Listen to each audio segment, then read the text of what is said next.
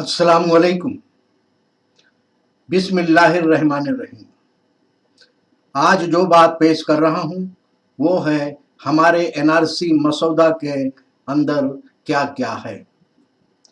देशवासियों, एनआरसी समर्थक और एनआरसी विरोधी में देश को दो हिस्सों में बांटकर लोग राजनीति कर रहे थे और इस्माइल बाटलीवाला एनआरसी मसौदा की तैयारी कर रहे थे।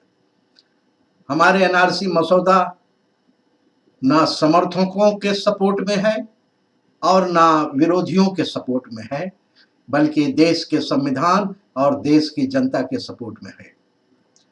देशवासियों, आज़ादी के दीवाने और हमारे बुजुर्गों ने एनआरसी को इतना अहमियत दिया था कि 1950 में ही संविधान के पार्ट 2 में जरूरी करार दिया है और अपना सब कुछ कुर्बान करके आज़ादी दिलाने वालों ने एनआरसी कानून बनाया था, जो हर नागरिक का मूलभूत अधिकार है।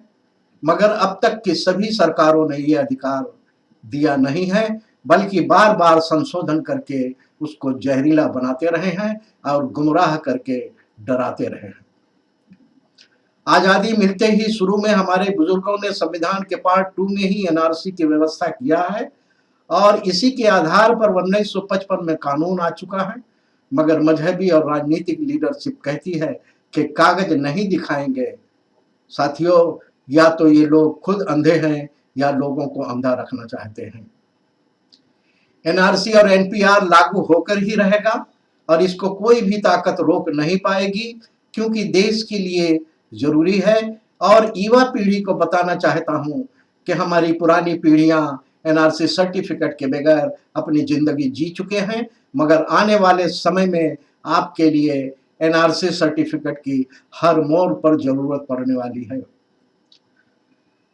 देशवासियों, दुनिया भर के देशों में के नागरिकों के पास अपने अपने देश के राष्ट्रीय पहचान पत्र हैं, लेकिन भारत देश को आजाद हुए 77 वर्ष होने के बाद भी भारतवासियों के पास अपने देश का राष्ट्रीय पहचान पत्र नहीं है, जबकि संविधान देशवासियों को राष्ट्रीय पहचान पत्र का हक दिया है। मगर भारत देश के राजनेताओं ने इस हक से हमको महरूम रखा है और समय समय पर एनआरसी का डर दिखाकर लोगों को गुमराह करके गंदी राजनीति करते रहे हैं।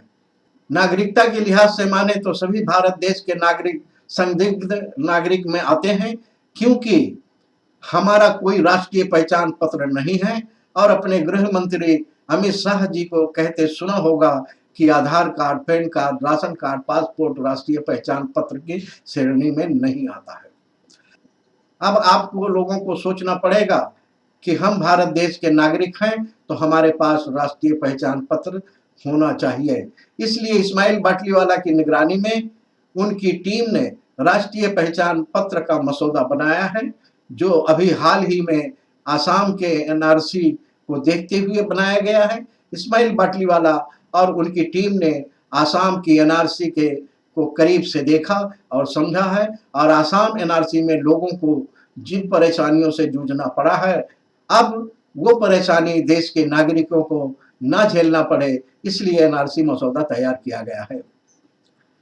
एनआरसी कानून खत्म नहीं होगा, वो जरूर लागू होगा। इसलिए हमारी टीम ने एनआरसी मसौदा देश को पेश किया है। वक्त आने पर हमारा एनआरसी मसौदा जरूर पढ़ोगे, मगर वो पढ़ना उतना बेहतर नहीं होगा जितना बेहतर इस वक्त ये पढ़ना होगा। एनआरसी का होना देश के संविधान की जरूरत है, उसको कोई ताकत रोक नहीं पाएगी। इसलिए अभी वक्त है हमारे एनआरसी मसौदे के मुताबिक अपने परिवार के डॉक्यूमेंट दुरुस्त कर लें। आपके परिवार का फायदा है या नुकसान है, दोनों हालत में जानने के लिए एनआरसी मसौदा पढ़ना जरूरी है। कोई भी हो और किसी भी तरीके से एनआरसी मसौदे का अगर विरोध कर रहा है तो तुम्हारी नन्हे मुन्ने का और तुम्हारे शुभ चिंतक वो लोग नहीं है। इसलिए अपने वकील को फीस देकर उनसे पढ़ाकर हमारे एनआरसी मसौदा की कानूनी जानकारी लेने की कोशिश करें और मजहबी और राजनीतिक लीडरों के बहकावे में नहीं आए। हमारी ये मांग है कि आम नागरिक की नागरिकता की पहल पर भारत सरकार गौर से विचार तथा मंथन करे। एनआरसी राष्ट्र तथा राष्ट्र के लोगों की पहचान है। इस अधिकार को दिलाने के लिए सरकार पहल करे। इस एनआरसी मसौदे में राष्ट्र की विविधता, एकता, अखंडता, प्रभुता, न्याय और समानता की गरिमा को और ज्यादा मजबूत करने की कोशिश की गई है। हमारे एनआरसी मसौदे में हमने नागरिकता साबित करने वाले दस्तावेजों की सीमा को अनंत रखा है। भाषा, वंश, प्रांत, व्यवसाय को भी मान्य दस्तावेजों के रूप में मानने की मांग की है।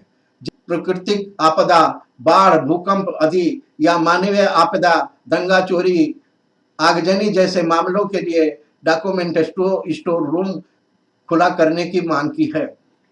हमारे मसौदे की खासियत यह है कि इस मसौदे को इस्माइल बाटलीवाला टीम के आसाम एनआरसी फैक्ट फाइंडिंग की सीख को याद रखते हुए हमने देश भर के लोगों के बीच उठी आवाज को सामने रखकर इस मसौदे को राष्ट्र को समर्पित करने के लिए बनाया है।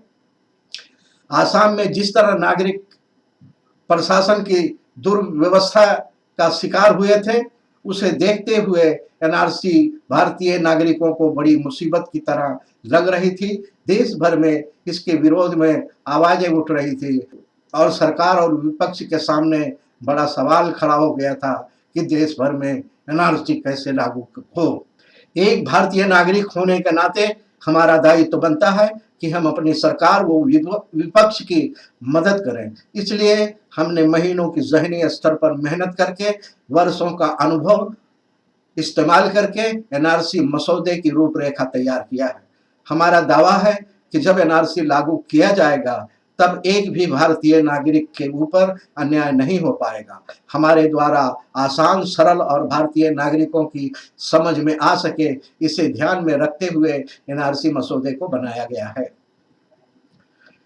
नागरिकों को नागरिकता साबित करने के लिए कहीं भी भागना नहीं पड़ेगा, ना ही सरकार के ऊपर आर्थिक बोझ बढ़ेगा। किसी भी नागरिक को अपनी नागरिकता साबित करने में खर्च नहीं उठाना पड़ेगा और काफी हद तक भ्रष्टाचार भी नहीं होगा। इसके साथ ही जानबूझकर किसी भी नागरिक को उसकी नागरिकता से वंचित नहीं रखा जा सकेगा। हमारे एनआरसी मसौदा को गंभीरता के साथ कम से कम 3 बार पढ़ना होगा। इससे आपके सारे सवालों का जवाब मिल जाएगा और जवाब मिलने के बाद भी अगर कागज की गलतियों में उलझ जाते हो तो उलझने की जरूरत नहीं है, बल्कि आपके घर में जितनी तरह के कागज हैं, चाहे वो छोटा से छोटा क्यों ना हो, उन सारे कागज की फाइल लेकर आप हमसे मुंबई आकर मिल सकते हैं। जो लोग कहते हैं कि एनआरसी का मुद्दा खत्म हो गया है, मेरी नजर में वो लोग बहुत बड़े जाहिल और गंवार हैं। मैं आह्वान करता हूं कि देश के सभी बड़े वकील के सामने मुझे पेश करो और वकील लोग मुझे बता दे कि एनआरसी मुद्दा कब खत्म हो गया और कैसे खत्म हो गया है। देशवासियों, जो लोग खिदमत खल्क करना चाहते हैं, उन लोगों से गुजारिश है कि गरीब और अनपढ़ लोगों के डॉक्यूमेंट की फाइल बनवाने के लिए शिविर लगाने में वक्त और पैसा खर्च करें, ताकि आने वाले समय में उनका एनआरसी और एनपीआर ठीक से हो सके। क्योंकि इस्माइल बाटलीवाला की नज़र में इस वक्त इससे बड़ा खिदमत खल्क कोई नहीं है। कायदे मिल्लत, सालार मिल्लत, हकीम मिल्लत, नकीब मिल्लत सभी से गुजारिश है कि इस्माइल बाटलीवाला टीम का एनआरसी मसौदा सही है या गलत है, मिल्लत को जानकारी देने की मेहरबानी करें। एनआरसी मसौदा देश के नागरिकों के लिए, देश के नागरिकों के सामने मीडिया की मौजूदगी में प्रस्तुत करते हुए 9 जनवरी 2023 को राष्ट्र के नाम समर्पित किया गया है। एनआरसी का ये मसौदा राष्ट्रपति, सुप्रीम कोर्ट, सभी लोकसभा सदस्य, सभी राज्यसभा सदस्य, भारत सरकार के सभी मंत्रियों, सभी राज्य के मुख्यमंत्रियों, सभी राज्य के राज्यपालों, विपक्ष के नेता को पोस्ट से भेजा गया है और मुंबई में प्रेस कॉन्फ्रेंस करके राष्ट्रीय और अंतर्राष्ट्रीय मीडिया को भी दिया गया है और देश भर के लोगों को पीडीएफ भेजा जा रहा है।